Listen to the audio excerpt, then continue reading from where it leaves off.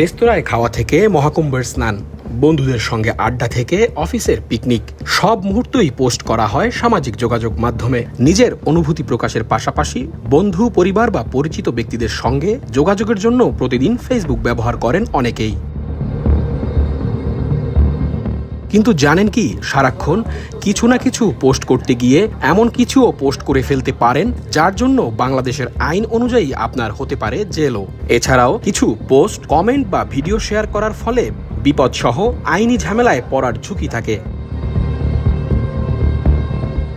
জাতীয় বা সাম্প্রদায়িক অনুভূতির প্রতি অবমাননাকর পোস্ট শাস্তিযোগ্য অপরাধ, যেমন ধর্মীয় উপাসনা বা কটূক্তি। ধর্মীয় বিদ্বেষ ছড়ানোর উদ্দেশ্যে ভুয়া তথ্য প্রচার শাস্তিযোগ্য অপরাধ। কাজী এ ধরনের পোস্ট শেয়ার করা ও কোনো ধরনের কমেন্ট করার ক্ষেত্রেও সাবধান থাকতে হবে।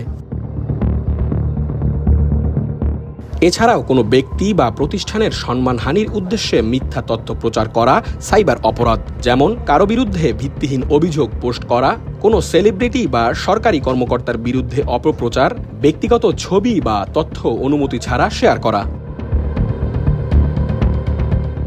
সামাজিক ও রাষ্ট্রীয় অস্থিরতা সৃষ্টির উদ্দেশ্যে মিথ্যা তথ্য বা গুজব ছড়ানো শাস্তিযোগ্য অপরাধ, যেমন ভুয়া সংবাদ বা ভিডিও পোস্ট করা, কোনো প্রাকৃতিক দুর্যোগ বা জাতীয় সংকটের সময় ভুয়া তথ্য প্রচার, নির্বাচন সংক্রান্ত গুজব ছড়ানো।